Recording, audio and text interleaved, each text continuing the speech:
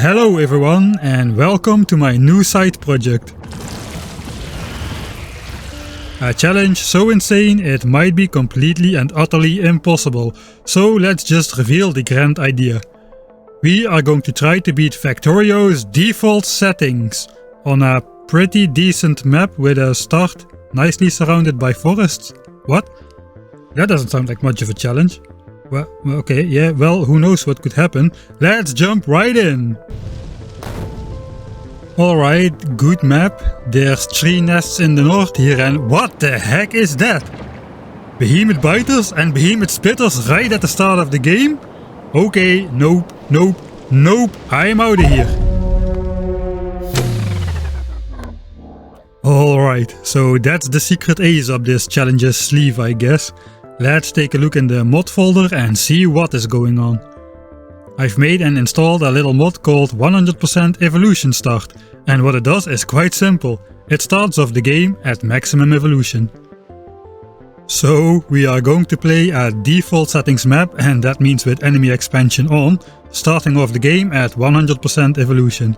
That means these 3 factors don't do anything anymore, as the evolution simply cannot progress any further. We might as well slide them up all the way to the maximum. Now, next to the obvious problem of, well, blatantly being unable to survive any enemy encounter for a long time, there's an even bigger problem, the enemy expansion timer. You see, it looks like enemy expansion should happen randomly once every 4 to 60 minutes, but that unfortunately is not the case. The enemy expansion cooldown time scales with the current evolution factor, so at our maximum evolution start, one enemy expansion will pop up every 4.00 minutes sharp, right from the game start. And to make matters even worse, FACTORIO only generates a teeny tiny map at the start of the game, which means in the first 20 minutes of the game, the enemy has hardly anywhere to expand to, except for right in the middle of my base. So the only other changes made to the default settings template are enabling the research queue and turning off cliffs, as many people are of the opinion playing with cliffs is super easy, barely an inconvenience, as they basically are just free and indestructible walls. I cannot say I agree with this position, but heck, I'll grab any excuse to play with those annoying things disabled. So let's go. Alright, attempt number 6. So that means I already know where the coal rocks are to start off, so let's grab one and head over to the iron patch. Now the start would be a lot less RNG if it weren't for the fact that we're also trying to get 100% achievements on the 100% evolution challenge, which makes the opening a whole lot slower. So yeah, 100% achievements, right? So most of them are of the you can get them anytime type, but there are 2 timed achievements, namely building a train within 90 minutes and finishing the game within 8 hours. And then there is one single achievement which has a major impact on the playstyle. Yep, it's Lazy Bastard. The one that prevents you from handcrafting anything for the entire game, except for the minimum amount of stuff you must handcraft to unlock the first assembling machine. That means we cannot handcraft more than 2 burner miners and 3 furnaces until we unlock automation. So we're going to have to hand mine 50 copper or so, while the burner miners mine iron. Now the Lazy Bastard achievement tracker is visible in the top left corner, and as of now we handcrafted 7 things of the 111 allowed in total. That may seem like a lot of leeway, but we'll use up all of them to get the first assembling machine. In total we need 10 red science packs, a lab to process them, the smallest power plant possible to power the lab, and the means to handcraft our first automatic assembler. And every single copper wire, iron gear and green circuit we need for all of those are each counted as one handcraft. So let's get the other 2 coal rocks to keep the burners going and then some trees for power poles later.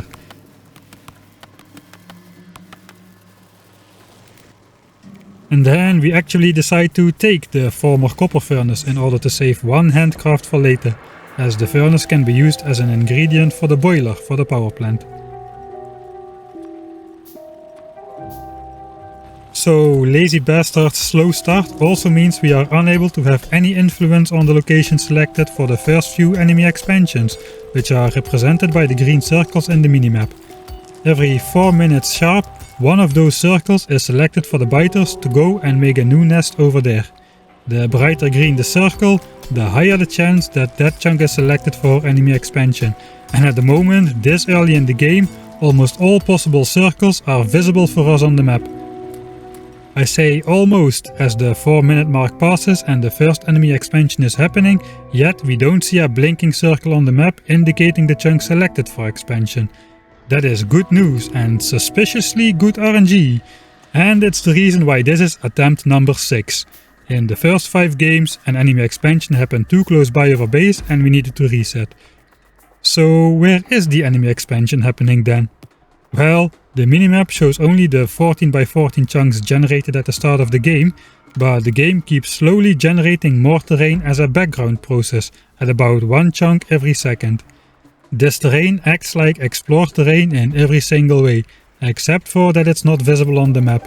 So the game chunk selected for enemy expansion is still very close by our base, but just outside the explored area visible on the map. Well, we have survived one RNG moment, but we'll need to survive several more. But we are already researching automation, which means soon we can start to influence the biter's choice of expansion location. But not before the 8-minute mark we can't, so we'll need to survive one more pure RNG moment of death.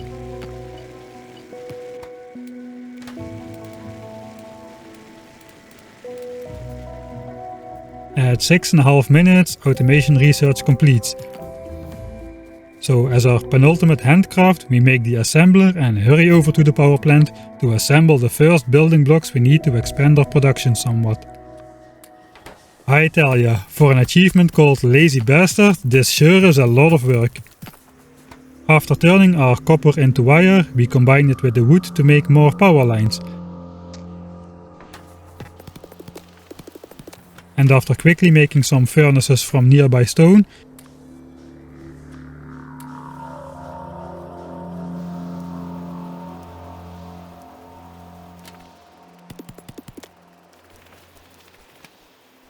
we draw the power line out to the mining area.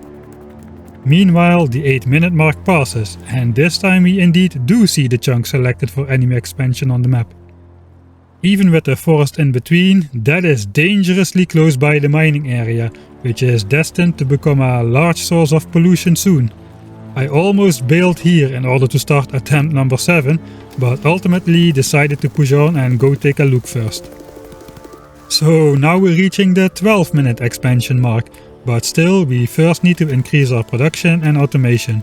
We are completely out of coal, so first we place 6 miners on the coal before trying to expand to 6 miners on the iron. But the 12-minute mark approaches too fast, and exactly at 12 minutes we will see that the current blinking circle stops blinking and a new chunk will be selected for the next expansion. Again, we are lucky to see no new blinking circle on the map, so it's happening again somewhere nearby in the yet uncharted area. But I'm sure we'll find them sooner or later.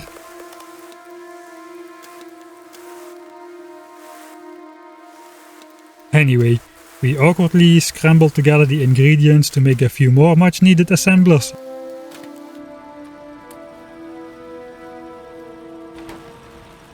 But then, since I missed the 12-minute mark, I foolishly think I have enough time now to expand to 12 instead of 6 burner miners before starting our anti-enemy expansion campaign.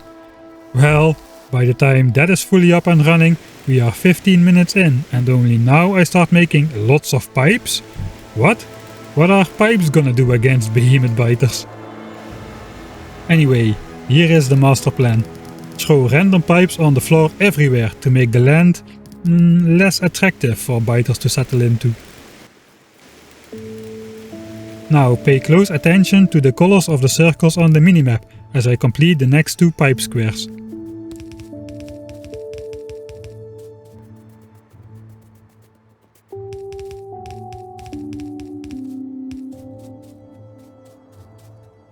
That's right, we went from shiny uranium-235 green to FACTORIO orange, which means the chance that these chunks are selected for enemy expansion are now somewhat reduced. Despite my late start to the anti-enemy expansion campaign, the 16-minute mark passes without ruining my game with a nice new biter expansion right in the middle of my base.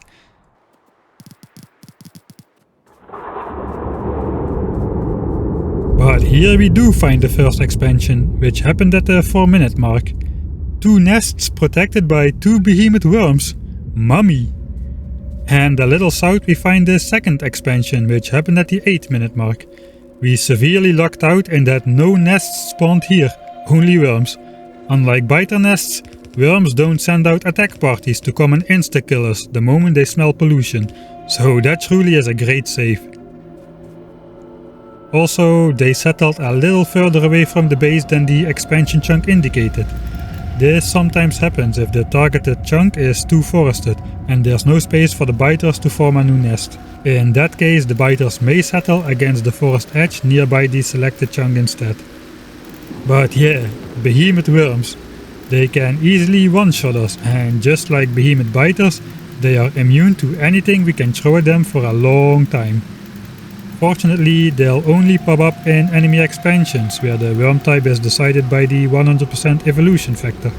In all other biter bases created upon generating new terrain, the worm type is decided upon as a function of distance to the player's spawn area, which means small worms in all nearby nests, medium worms a bit further out, and so on.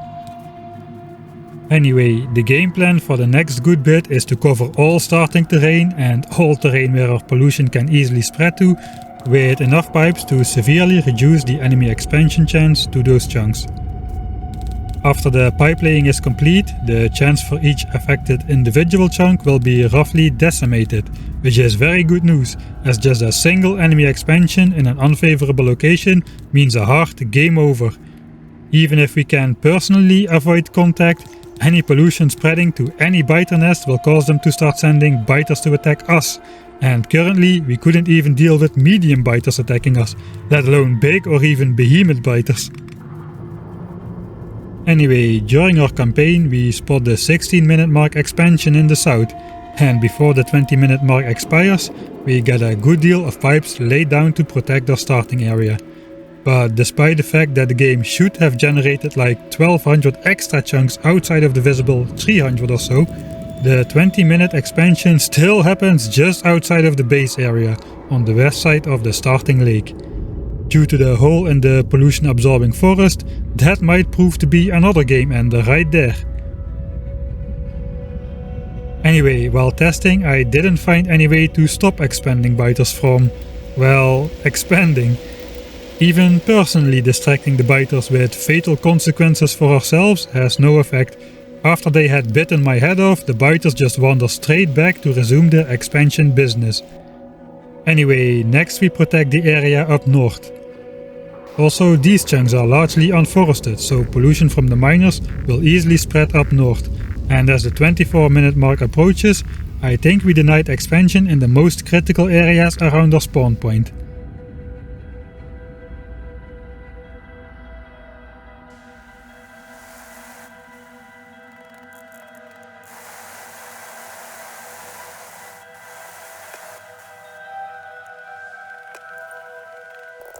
Before the 28-minute mark we then protect what's left of the western forest expansion chunks, and we get a clear vision on the dangerous 20-minute expansion.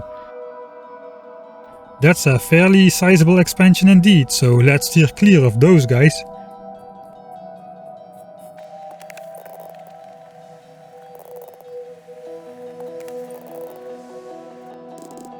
Then we even spot the most recent and still ongoing expansion effort in the southwest corner. That means we have now located 4 of the in total 6 enemy expansions, which have happened since the start of the game.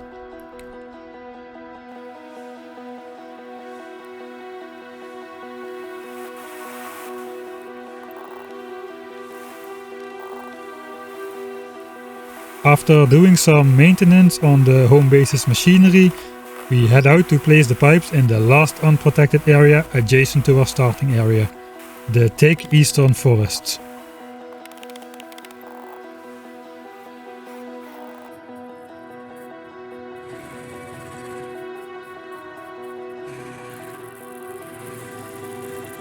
Whoa, I gotta be careful with those 48 range insta-killing behemoth worms though.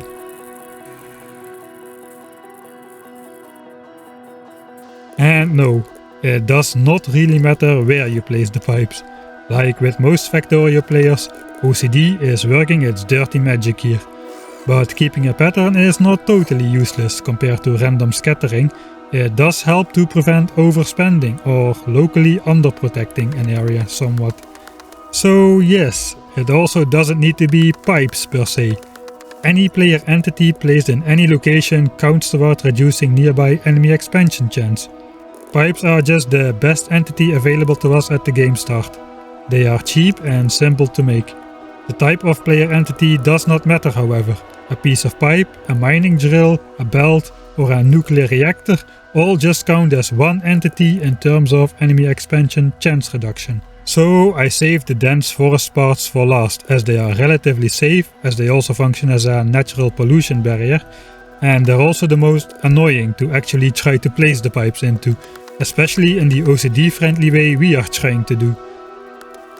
So as we arrive back at the home base while approaching the 36-minute mark, our starter area is relatively safe.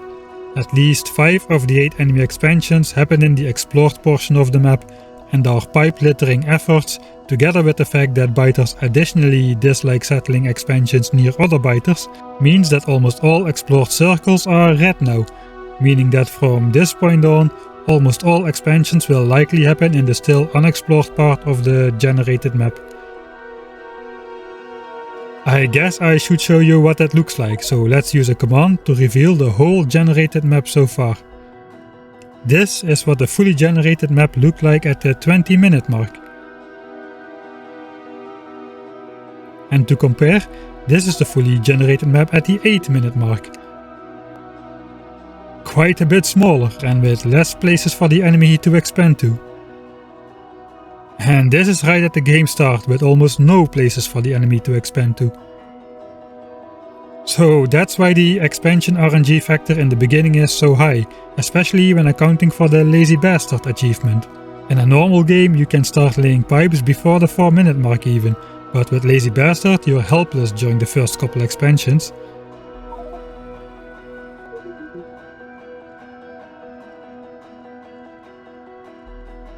Anyway, that outline I'm using is the maximum distance from the current player location at which the game generates new terrain in the background. So now at the 36-minute mark, that background terrain generation has fully stopped and no new terrain will be generated until we start exploring out further beyond our base. So while that means there are still quite a lot of green circles available for expansion now, every 4 minutes a blob of those green circles will turn red. And once all areas are unlikely for enemy expansion, no areas are. But for now, we have bought ourselves some much needed time to get working on one of the other important achievements. Getting on track like a pro, or building a train in the first 90 minutes of the game. Almost half of the time has passed already, and we need to do so without triggering any enemy attacks with our pollution. But our pollution is already right about to spread on this enemy expansion here. We immediately turn off all burner miners, but due to the slow inertia of the pollution cloud, it is probably already too late. Is this playthrough over still? Find out next time. No, just kidding. We'll just continue, and if we're destined to fail, so be it, and let's just get it over with. So my first 5 attempts all failed after 4 or 8 minutes due to the expansion RNG, and this is the first attempt that passes the opening. So just because this is attempt number 6, it doesn't mean we will succeed from now on. I just cut out those first 5 attempts due to repetitiveness. Let's first go take a look at what type of enemies we're dealing with here. So basically there's 2 types of enemy spawners in Factorio, the melee biter type and the ranged spitter type. Now, if there's a biter nest in here, there's nothing we can do about it, but if they both are spitter nests, we may have a chance to get rid of it. And it looks like both nests are spitter nests, so that is good news. The accompanying pair of ultra dangerous behemoth worms though is not so good news. Anyway, so why does that enemy nest potentially mean game over? Well, I didn't recognize the danger immediately, but it is just located in a very unfortunate area. Most of the base's pollution will be generated from the mines at the ore patches, and we can't move that source of pollution. And from the ore patches there's a clear, unforested path north and east toward that expansion, meaning pollution will spread there quickly like is happening now. So in general, a smallish base can reach a pollution equilibrium fairly fast. That means that the pollution cloud grows to a certain size and then stays that way, as the terrain and forest will start absorbing pollution at the same rate as the factory is producing, thus reaching an equilibrium. But due to the miner's fixed location, we don't have much control over the shape of that steady pollution cloud, and those two spitter nests are in such a bad location that the pollution cloud reaches there quickly. That means we either must keep production extremely small, which severely stalls progress and gives the biters too much time to cover all free land with expansions. That means ultimately they will expand into my base or into my pollution cloud, which is game over. Or we can try to get rid of that unfortunate spitter expansion, meaning that from that point on we can operate at least a normal sized small base, while still retaining that pollution equilibrium.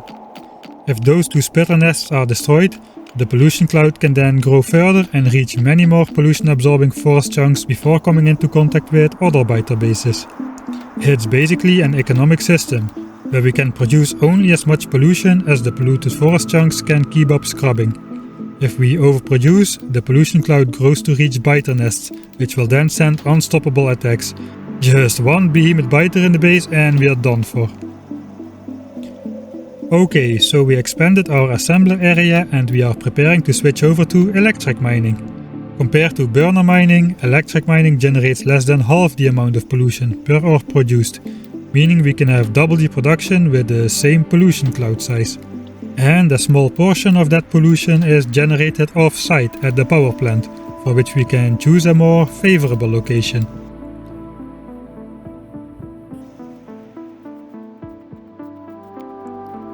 When building a power plant, it's a good habit to lay out the whole thing and see how it will fit later.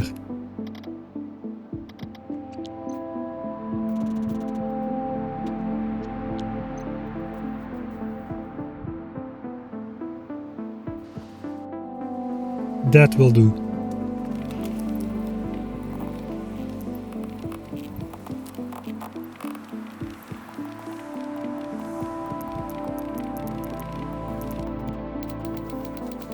Since we have stopped generating much pollution after switching off the burner miners, let's check the effect.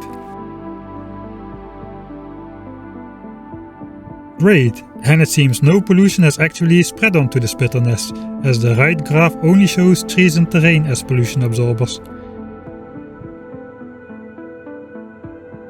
So let's start up our electric mining project. We have less than half of the 90 minutes remaining to get a train on the rails, and we still have no base and no research. Can we still make it?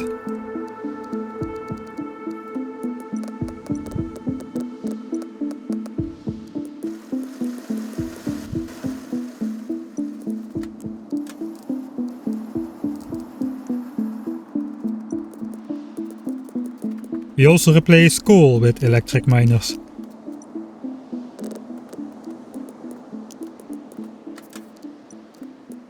The coal patch is located in an even worse location though, so we have to keep a good eye on pollution spreading.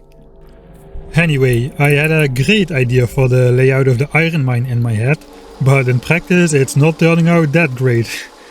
The idea was that you can walk the lane in the center and from there we would be able to reach all miners, furnaces and chests without moving laterally to speed up the process of feeding coal and taking the plates. This is the good aspect of the build, but to achieve that I had to lay out the chest in such an awkward way that in the end it won't save me any time, if not cost me more time. I hate this layout already.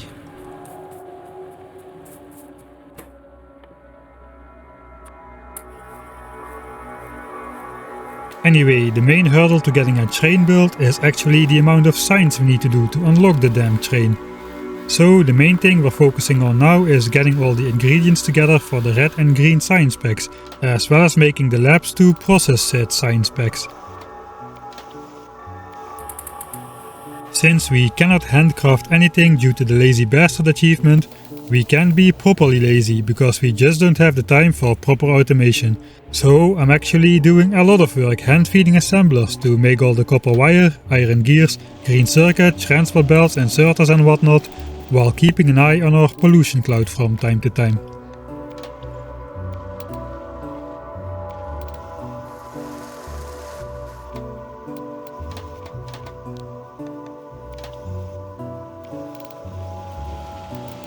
I even think it's safe to add another line of iron miners.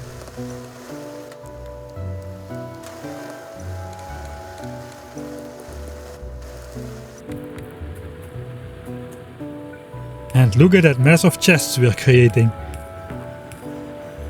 Did I mention I don't like this setup?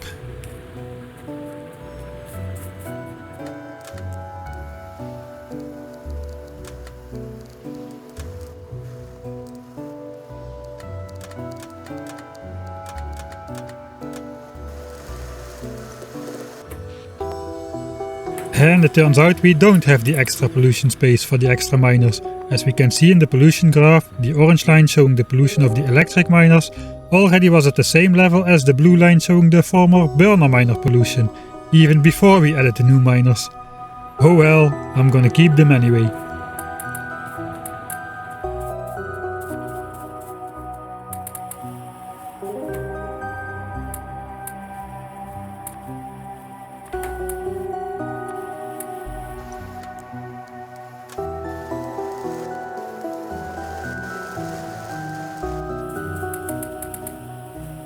And now the real pain begins. Adding the inserters to the output plates is good, so the furnaces don't stop production after they fill up with a stack of plates. But man, now I need to collect from those awkwardly laid out chests. Don't ask me for a blueprint for this setup, please.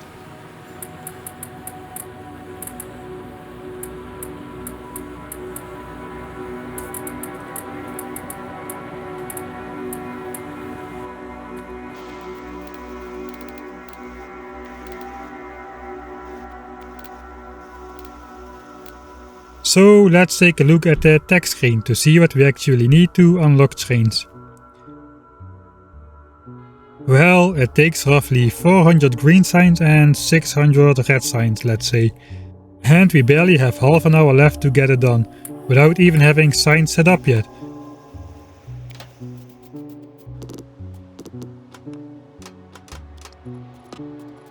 We don't even have more than our one starter lab in our inventory, so let's first make some more labs.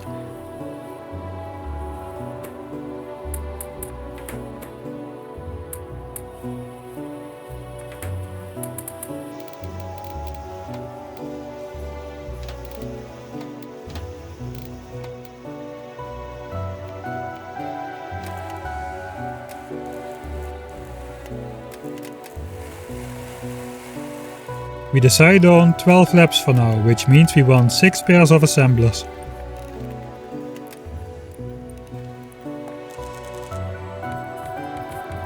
Now, you know the panic is setting in when you just scavenge assemblers of other parts of your base, instead of just making new ones.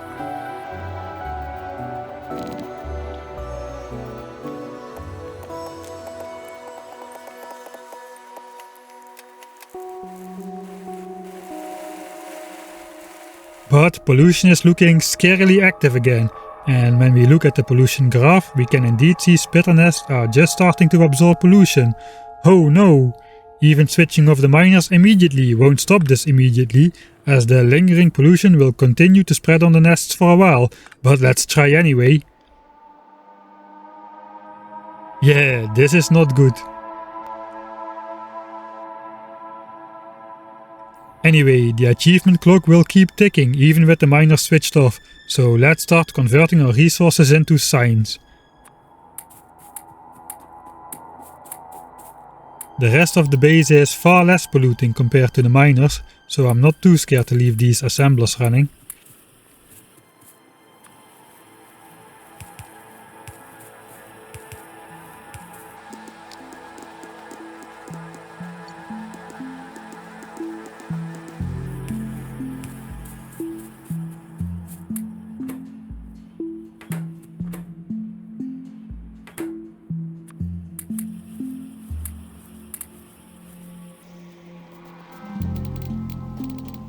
Now, some more awkward chest collecting later and we're off on the research part towards trains.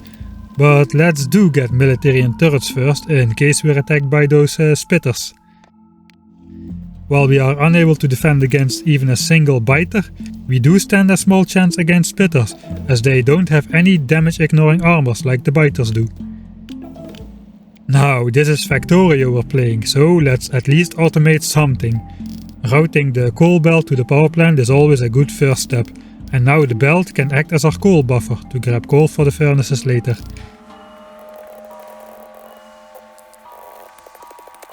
And once the belt fills up, the coal miners will stop and so will their pollution.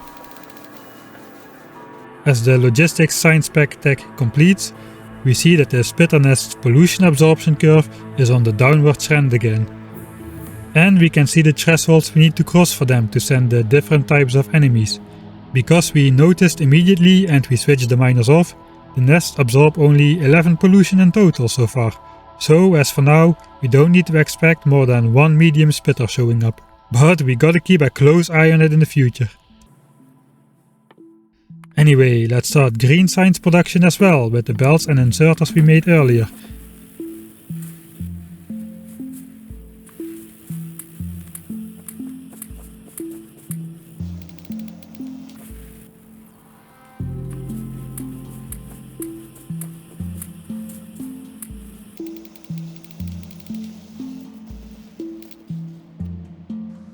And work on replacing our panic assemblers.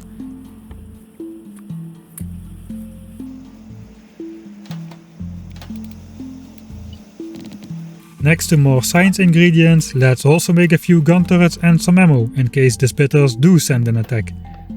The funny thing is though, triggering an attack for the first time by polluting enemy nests is actually an achievement. Which means the game will notify us of the incoming attack as soon as they start their journey from their nest to my base. So at least we don't need to fear a surprise attack, at least for now. Well, meanwhile we are completely out of resources, so if we want to have a chance to get the train achievement, we will have to switch on the miners again, enemy attack or not. Let's hope they were off for long enough to give us some leeway in the pollution spreading.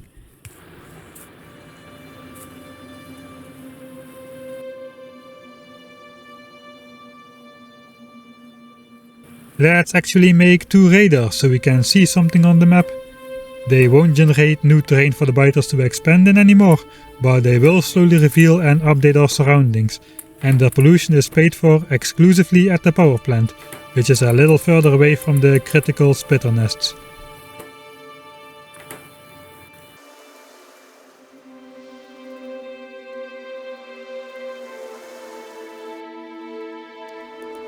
An attack will either target the base or the coal mine, so let's defend that. One single medium spitter is no big deal for gun turrets, even for the early game unupgraded ones. So we quickly smelt a little bit of steel, which we will need for the rails, the train and the train's engines.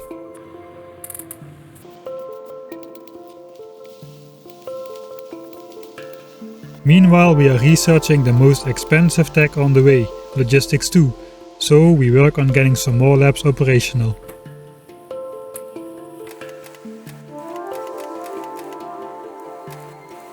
But perhaps we should have been working on making more red science first, as research is at a dead standstill while we place the labs.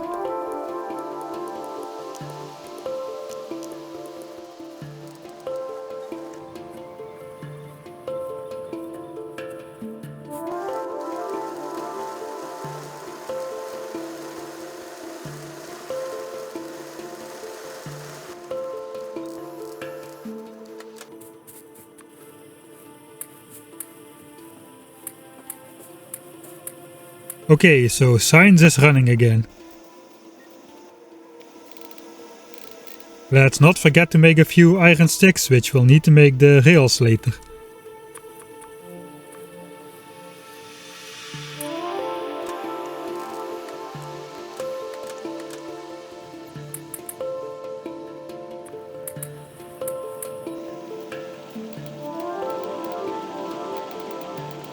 And again our pollution has started to spread onto the spitter nest, and this time we noticed a little bit late. Let's again off with the miners, continue what we were doing and just hope for the best. Less than 15 minutes remaining to get the achievement.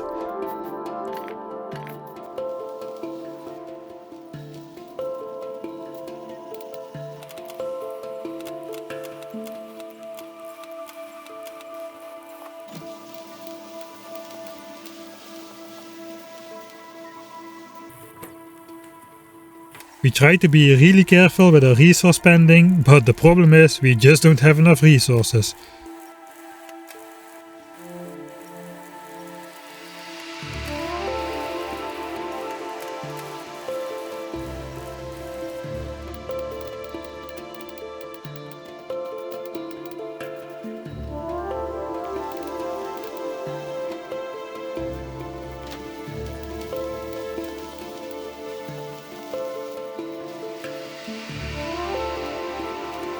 So, despite the spitter still absorbing pollution, we have no other option but to switch on the miners again.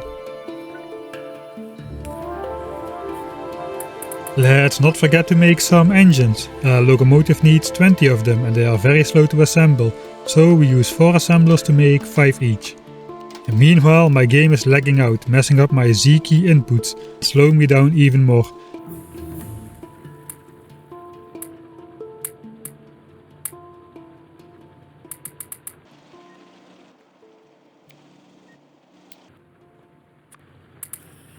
And with just 10 minutes to go, we start researching the final tag of railway. Will we make it?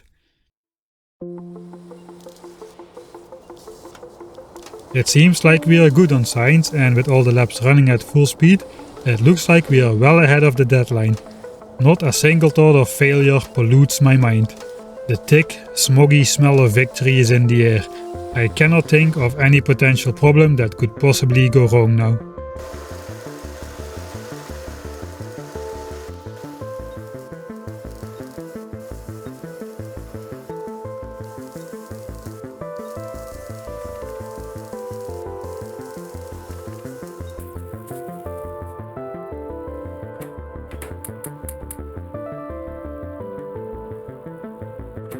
As the last stack completes,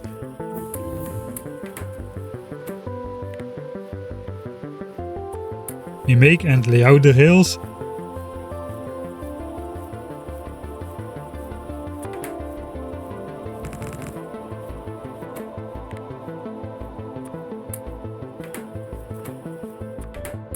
Let the assembler assemble the locomotive.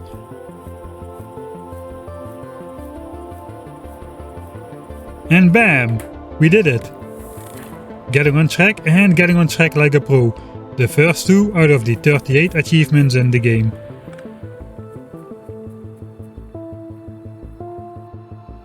And the spitters were nice enough to postpone their attack until we were done. Let's quickly switch off the miners and prepare for their eventual revenge.